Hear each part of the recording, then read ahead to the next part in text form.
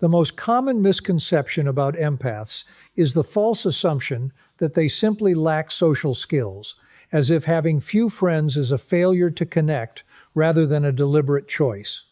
In reality, the truth is quite the opposite. These individuals operate at a level of emotional perception that most people never reach, reading micro-expressions, tone shifts, and the subtle inconsistencies between what someone says and what they truly feel. They do not merely process spoken words, they absorb the intent, the hidden meanings, and the things everyone else avoids acknowledging. This heightened awareness changes the entire nature of social interaction. Once you consistently see what lies beneath the surface, shallow conversation starts to feel empty and performative. Small talk becomes disorienting because it feels like a collective agreement to ignore genuine depth. When reactions are rehearsed and sincerity is absent, a quiet sense of detachment grows. The empath is then faced with an inevitable choice. Do they continue to participate in interactions that feel misaligned just to maintain a certain level of social activity, or do they step back and wait for something authentic? Most choose the latter. From the outside, this looks like isolation or a fear of people, but internally it is purely a matter of discernment. Empaths are not looking for more conversations, they are looking for honest ones. They have no interest in being surrounded by people who cannot see them, so their standards naturally rise. The circle shrinks, not because they are rejected, but because they decide to opt out of dynamics that do not meet their need for authenticity. They stop pretending interest, stop forcing laughter, and stop investing their precious energy into one-dimensional connections. This is not a loss of social ability. It is a vital filtration process. They are becoming more precise, more intentional, and more aligned with what actually fills their spirit rather than what simply occupies their time. If you find this insight into human behavior helpful, make sure to stick around, as understanding these dynamics is the first step toward reclaiming your own peace of mind. This precision comes at a price because depth is a rare commodity. Genuine emotional presence is seldom found in the majority of people, and those who are comfortable seeing others clearly and being seen in return are few and far between. When an empath raises their threshold for connection, the pool of people who can meet them at that level naturally drops. They understand that choosing depth often means accepting more solitude than the average person. However, this trade-off is logical to them because being alone never feels as heavy as being trapped in a room with people who do not truly recognize who you are. The narrative shifts from asking why they lack friends to asking how many people are actually capable of meeting them where they live. When someone is wired for true depth, a superficial connection feels like a lie. Most people would settle for company at the expense of the truth. But an empath would rather have the truth than empty company. The situation becomes even more practical when we talk about energy, which often sounds mystical, but is actually a grounded psychological mechanism.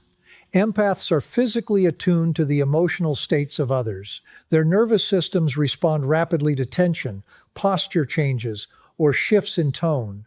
These aren't just things they notice, they are things they feel in their own body. If you are around someone who is anxious, manipulative, or emotionally chaotic, your own system begins to mirror that state whether you want it to or not.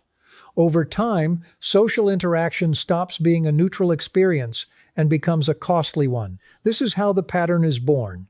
An empath walks away from a group feeling completely depleted, not just tired in the standard sense, but drained as if their internal resources were consumed. Initially, they might blame their own introversion, but as the pattern repeats, they realize it is the quality of the energy, not the presence of people itself, that drains them. They realize they are constantly working to reconcile the mismatches between what people say and what they feel, and that is an exhausting, invisible effort. If you want to dive deeper into how to protect your energy in a world that constantly demands it, keep watching, because understanding these patterns is what allows you to finally stop neglecting your own well-being. As the years pass, the empath reaches a point where their internal system pushes back strategically. They begin to reduce their exposure to draining dynamics by declining invitations and limiting the time spent in certain environments. This is a form of calibration rather than avoidance.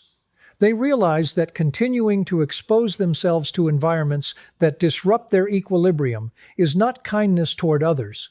It is a form of negligence toward themselves. They stop asking how they can maintain a specific relationship and start asking what a given interaction actually costs them. Most people judge relationships based on history, proximity, or social obligation, but empaths measure them based on impact. They ask themselves how they feel during the exchange and whether there is any mutual regulation, or if they are the only ones constantly stabilizing the dynamic. When the answer is consistently one-sided, they stop arguing and start adjusting. This is why their social circle gets smaller but becomes significantly more stable. There is less chaos, less performance, and less drama. They are not trying to maximize the number of people in their lives. They are trying to optimize their own internal balance.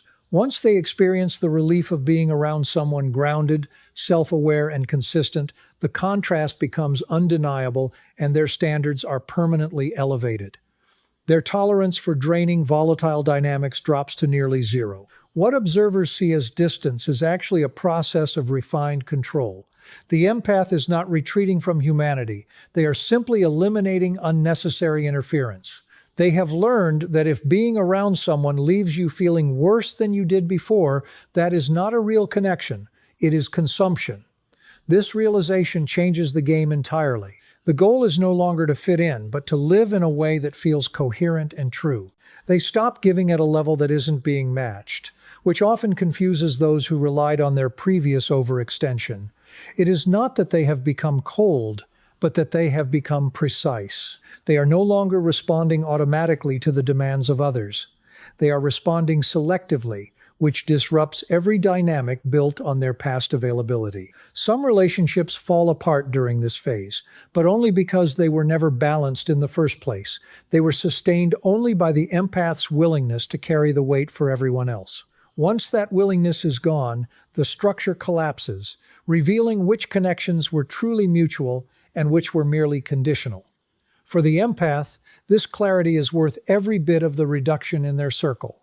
They have integrated the hard lesson that empathy without boundaries is not a virtue, it is a form of self-abandonment. If you find this breakdown of the empathic experience resonating with your own journey, hit that like button and subscribe, so we can continue exploring how to live with more authenticity and less noise. Ultimately, this leads to a final shift in priorities, where the empath moves away from the common struggle for external validation. Most people stay in relationships that exhaust them and environments that drain them because they are terrified of losing a sense of belonging. They are essentially trading their own authenticity for the safety of social acceptance. Empaths eventually recognize this trade for what it is and begin to reject it. They make a quiet, deliberate decision to choose internal alignment over the approval of others. This does not happen through dramatic conflict, but through a steady process of recalibration. They notice that every time they tolerate unnecessary noise or superficiality, their peace of mind erodes. The cost of that compromise eventually becomes too high to ignore. They move toward a life where they spend more time alone, not because they are deprived, but because they have finally found clarity. Without the constant input of other people's expectations, their emotions stabilize and their perspective sharpens. They are no longer warping themselves to match their environment. They are waiting for the environment to show whether it actually matches them. This is a total reversal of control. The need to be liked loses its power because they have discovered something far more valuable: internal coherence. They reach a state where who they are on the inside is no longer in conflict with how they live on the outside. Outsiders might misinterpret this as arrogance or detachment, but those people are usually still stuck in the cycle of approval-based living. They cannot understand why someone would choose peace over participation, but the empath knows the alternative intimately. They have lived through the crowded rooms and the constant habitual conversations that lead to nothing but more confusion and conflict. They have learned that being surrounded by the wrong people is a far more damaging form of suffering than being alone. So, they simplify. They protect their mental state with the care it deserves. Every interaction is filtered through one question: does this contribute to my peace, or does it disrupt it? If it disrupts, it goes. This is why their life looks the way it does. It is not an empty life, it is a refined one. They have stopped chasing the hollow promise of constant connection and started choosing the reality of their own peace. They are protecting their state of mind, and once you realize how precious that is, you stop chasing others and start choosing yourself. If you are ready to stop settling for less and start prioritizing your own alignment, keep these principles in mind every single day. This fundamental shift changes everything about how you navigate the world. When you stop chasing the illusion of social volume, a profound quiet enters your daily routine. You begin to notice the subtle rhythms of your own thoughts without the constant static of other people's unresolved emotions clouding your judgment. It is as if a radio that has been playing static in the background for your entire life has finally been turned off, and for the first time you can actually hear yourself think. This silence is not intimidating to the empath, rather, it is a deeply restorative sanctuary.